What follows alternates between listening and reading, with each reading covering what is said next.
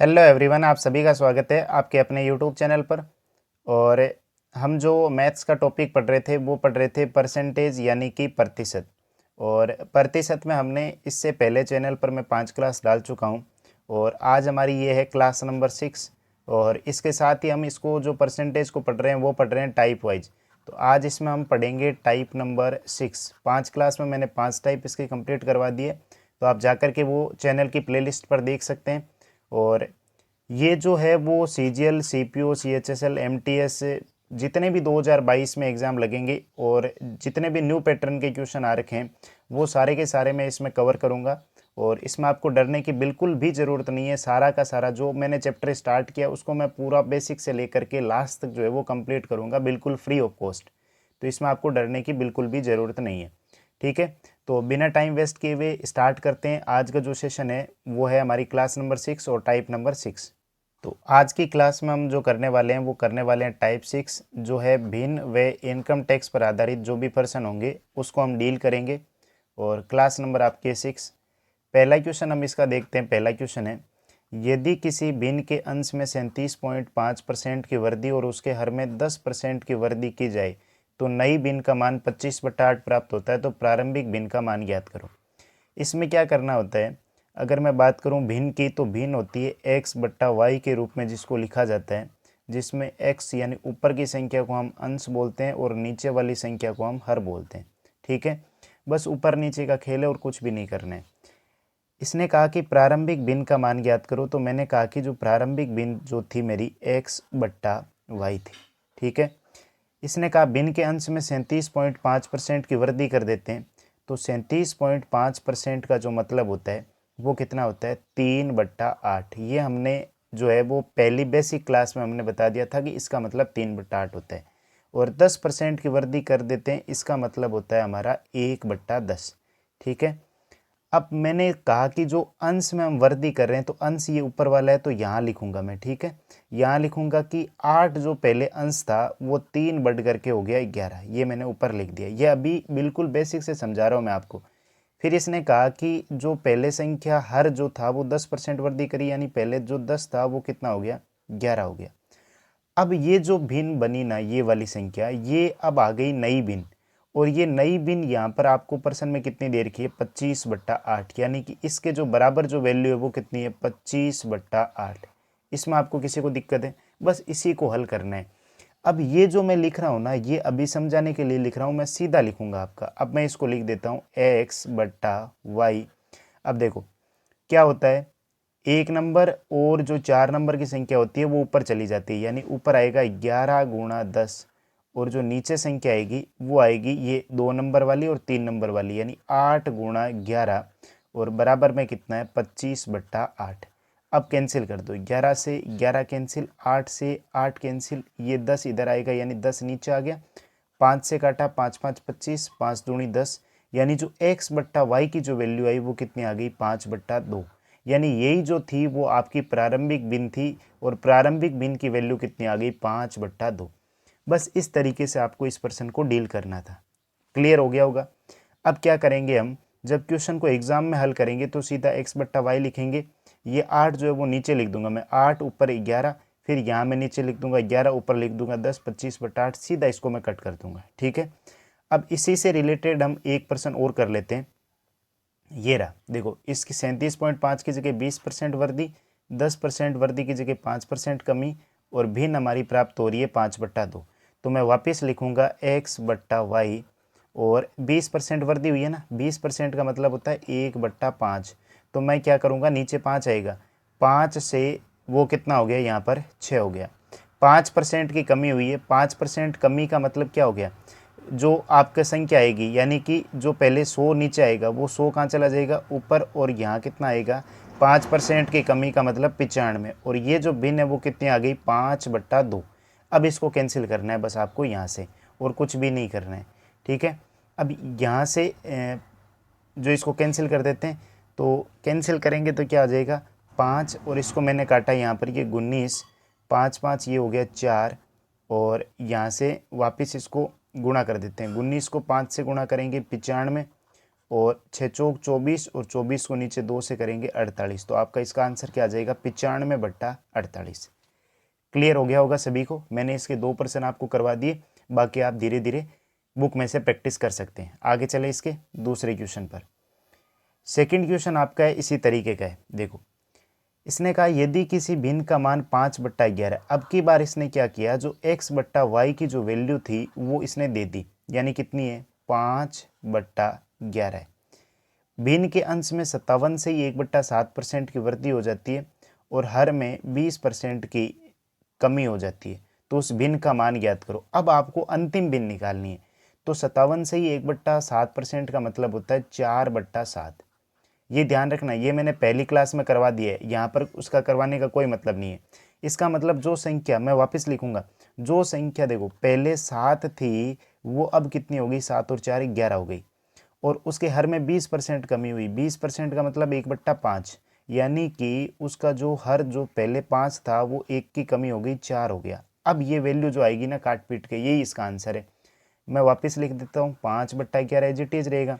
1 number और 4 number यानी कि ये ऊपर चला जाएगा, यानी क्या आ गया 11 गुणा 5 और नीचे आ गया 7 गुणा 4। 11 से 11 कैंसिल, 5 को 5 से किया 25 और 7 को 4 से किया 28। तो आंसर आ गया 25/28। ये 25/28 है, तो इसका पहला ऑप्शन इसका सही हो जाएगा, 25/28 हो जाएगा आपका। सेकंड वाला ये क्वेश्चन है इस तरीके का, वही 5/11 की जगह 7 से 1/3, 25% की वृद्धि अंश में, 16 से 2/3 की कमी हर में। आपको आंसर निकालना है, आप आंसर निकाल सकते हैं, इसको करवाने की जरूरत नहीं है। अब आगे चले इसके अगला क्वेश्चन है, इसका क्वेश्चन नंबर 3 नंबर बोल रहा है एक आदमी एक संख्या को 3/5 के बजाय 7/4 से गुणा कर देता है तो उसके राजस्व में कितना बदलाव होगा।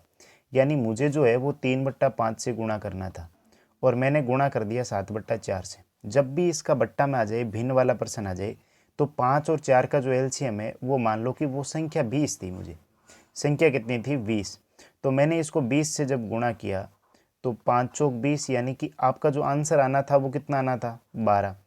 लेकिन मैंने जब इसको 20 से गुणा कर दिया तो ये हो गया 5 7 पंजे 35, यानी कि जो मेरा आंसर कितना आया 35। पहले जो मेरा आंसर 12 आ रहा था, अब मेरा आंसर 35 आ रहा है। तो इस आंसर में जो है वो कितने परसेंट बढ़ोतरी हो गई, तो आप कहोगे कि इसमें हो गई 23% की, बट्टा 12 और गुणा में क्या आ जाएगा 100। ठीक है, यही तो परसेंटेज है भाई। अब ऑप्शन देख करके निकाल सकते हैं, क्या है 12 का 2 बार भाग देंगे, 12 दूनी 24, यानी कि 200% से थोड़ा सा कम आएगा।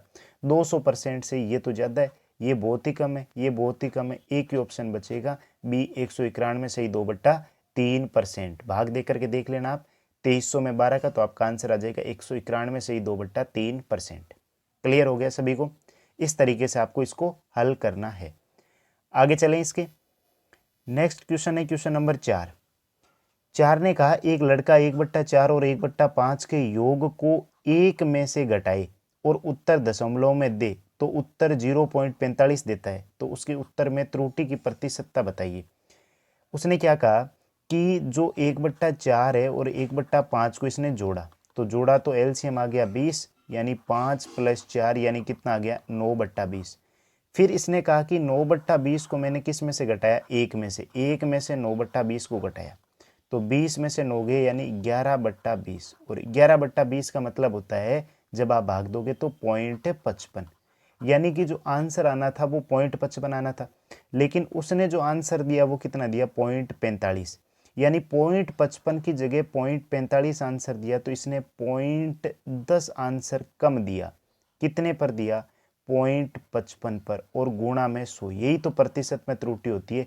पॉइंट हटा दो इसके, 5 से काटा 2, 5 से काटा 11 पंजे 55, तो आपका आंसर आ गया 200/11%। और ये इसका आंसर हो जाएगा ऑप्शन डी, ये आपका है 200/11%। किसी को कोई दिक्कत यहाँ तक?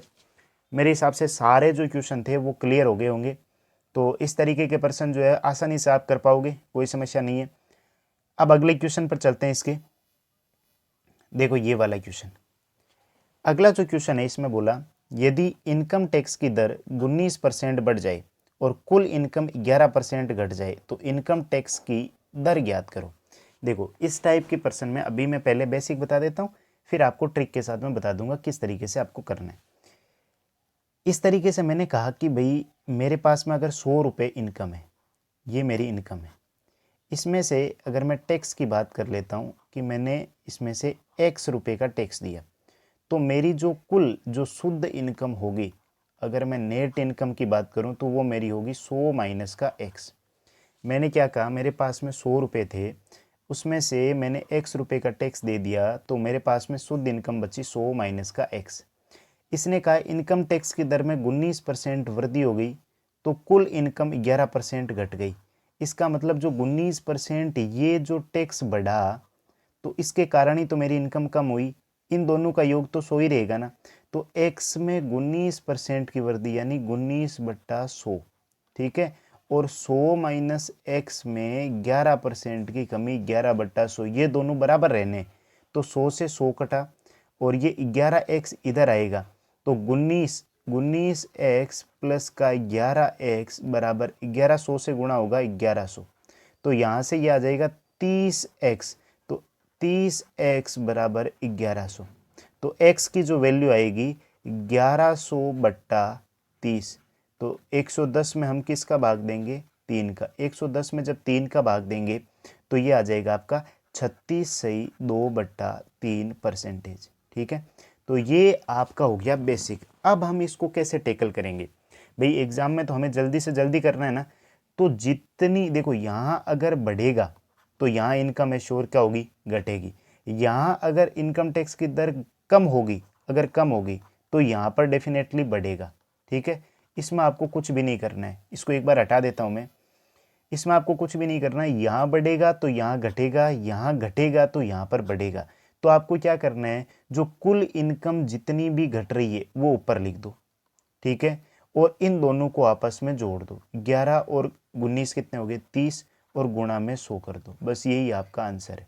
यानी 110/3 यानी कि 36.2/3%, ये आंसर आ जाएगा। जैसे एक पर्सन और यहाँ, इसने कहा कि 17% की वृद्धि करी और कुल इनकम में 3% की कमी हो गई।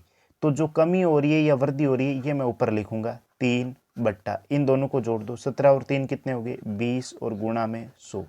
20 का भाग 100 में दिया 5, 5 दिए 15, यानी आंसर क्या आ जाएगा, 15%। यानी इनकम टैक्स की जो दर थी वो कितनी थी, 15% थी। तो आई होप ये जितने भी आपके क्वेश्चन थे भिन्न वाले और इनकम टैक्स से रिलेटेड, जो भी आपके 1-2% आपके एग्जाम में आ रखे थे, वो सारे कंसेप्ट आपके क्लियर हो गए होंगे दिमाग में। और इस तरीके से आप क्या है कि अब बुक में से जो आपकी मैंने 6 टाइप करवा दिए, वो 6 टाइप आप जाकर के बुक में से जितने भी आपको पर्सन मिलते हैं उसकी प्रैक्टिस करो। फिर हम धीरे धीरे 7, 8, 9 ऐसे करते करते हमारा परसेंटेज कंप्लीट हो जाएगा। थोड़ा सा बड़ा टॉपिक है, हम इसको बेसिक के तौर पे लेके चल रहे हैं। बाकी मेरे को अगर प्रश्न उत्तर प्रैक्टिस करवाने होते तो मैं सीधा प्रश्न उत्तर प्रैक्टिस करवा देता, उसका कोई सेंस नहीं रहता, ठीक है। तो अगर आपको ये वीडियोस पसंद आ रहे हैं तो वीडियो को लाइक कर सकते हैं, और अगर आप चैनल पर नए हैं तो चैनल को सब्सक्राइब कर सकते हैं। मिलते हैं आगे के वीडियो में। Thanks for watching this video.